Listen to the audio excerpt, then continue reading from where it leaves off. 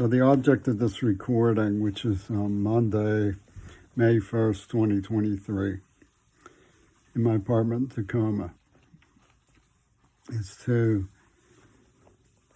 cover the fact that I regard the current situation as discovery in the matter of Curry versus Biden, as well as including in this discussion things that are going on meanwhile that are relevant to what has been done.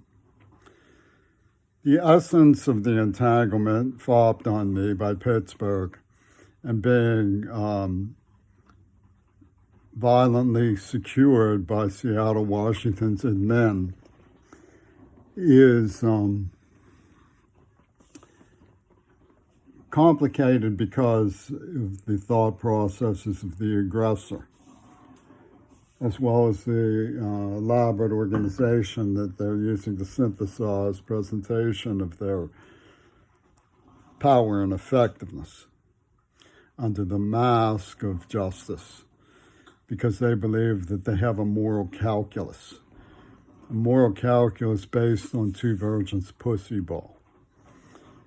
Now, what we see in this sad and scary situation isn't just the AIDS and COVID bombs and the duplicitous nature of what's being done in the Ukraine. But also we see fabrications about the capacities and trust potential of our public school system.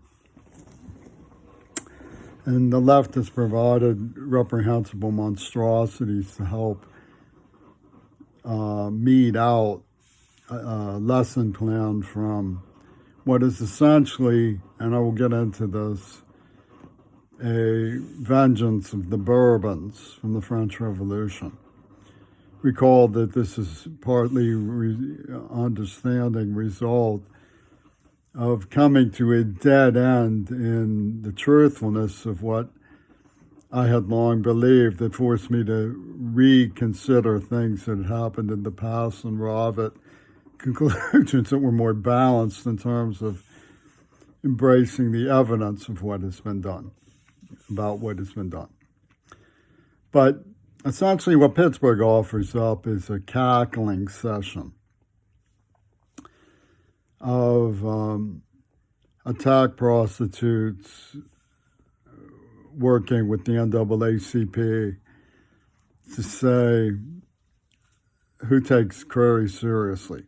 Okay, now what they're laughing at, you realize from my testimony, is a traumatized child being brutally used for sex and humiliated as a form of punishment and blackmail for speaking out. But there's actually a good deal more to it than that. Everybody has heard the stories of the NAACP uniting to expose a corrupt white, and we're supposed to go, yeah, law bags at this sucker. But what we're actually seeing in the case of Curry versus Biden is something much more sophisticated. What they're laughing at, the cackling session, is simple enough. Juvenile sex being exposed as a Pittsburgh provincial norm. That's the orchestrated motif. But it's taking place in a Greek theater. So the cackling session is a segment in the stanza, the cackling session, colon, and then they, la, la, la, la, ha, ha, ha, la, la, la, la, ha, ha, ha. And then the tragic hero steps in and says something. Then the magistrate bangs and says, "Oh, query, would you like to speak up for me? Do you have someone to represent you? Whose client are you, squirrel?" Well, what's really going on is a brutalized deaf child who's being manipulated by very sophisticated strategic arguments made by, no mistake about it, Supreme Court justices in their infinitesimal enculturation to elaborate systems of thought, and Hollywood executioners of the ripples and folds in the seasoned pie, which presumably is expanding for all Americans. And this is what's going on. So that's what they're actually laughing at, is a brutalized deaf person up against SCOTUS and Hollywood. And the cackling session is something supposed to be more visceral and direct, like a Rolling Stones song. So what do we see is, what they're after is the idea of honorable courtship. Because honorable courtship is mature,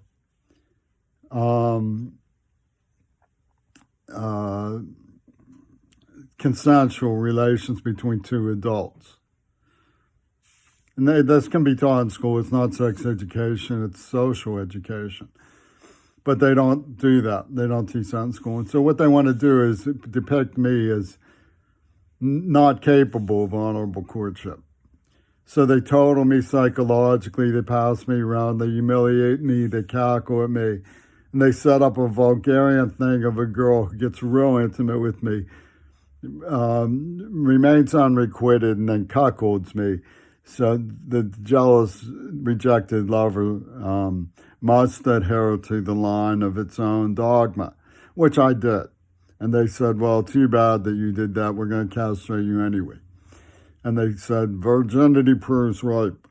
And they used switchboard magic to pull this off. And they had this elaborate invisible ink script. That's what's going on. Okay, so the military essentially used contracted attack prostitution and two virgins pussy ball to say there's no such thing as honorable courtship. There is only marriage domination and pussy ball. It's one or the other. And either way, you're at the mercy of the old South. Amen. So that's what they did. And SCOTUS and Hollywood are trying to pull this off. Meanwhile, we have evidence emerging from St. Louis that the Russians were telling the truth, that America's built up at the border was to plunder former Russian territory. So they're up against plunder. And although I abhor the invasion, it didn't have to go that way. I'm a witness of two things. One is that they were plundering. They were I once said if we had dropped $10 billion worth of anything on Vietnam, even feminine hygiene products, we would have been loved by the people. Instead, we dropped all these chemical weapons and napalm bombs and Agent Orange. And so naturally people think that we suck, which because it's a suck thing to do. And there's no two ways around that. So what they do is they magically lie about what they're doing. They produce a comedian from Abortion Catholic Center named Martin Sheen, and they put him in something they call the West Wing. And what is it? It's an add-on to Hollywood's magic show. And my evidence goes way back. And if you look at the Rococo Romantic art revolution in France, you see that the whole idea of constitutional democracy by the people and for the people began with overly brutal practices towards the Bourbons. They were executed for long-established royalty. So what we're seeing in Dealey Plaza, the reason why they have Marie Muchmore is because they love Marie Antoinette Muchmore. One of the guys with an umbrella represented the umbrella-carrying aristocrat of the right-wing Republican era, right-wing European era, aristocratic support for fascism. So they made it look like they were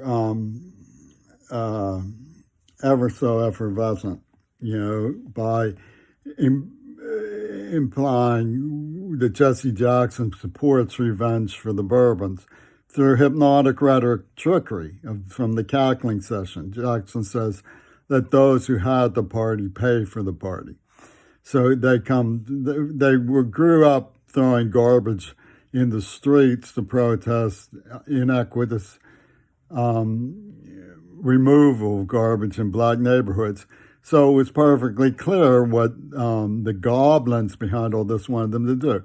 We want you to throw boogers and snot and spit at people when you get AIDS. And he called biological linkage. I mean, this is all criminal insanity. And it was perfectly obviously on the table from SCOTUS in Hollywood. And the spinner beanies bought it, you know, and now they put up these calculating sessions. Now, how did I know this must be going on? It's very simple. The squalid parochial leers and snivels and finger points and does about sex between honorably courting adults when it's absolutely none of their business. One of the perpetrators of the left's complicity in this, Noam Chomsky, says that his collusion with Epstein is none of anybody's business. Well, it turns out, Chomsky, that the public has a right to know whether you're in on the AIDS attack. They really do.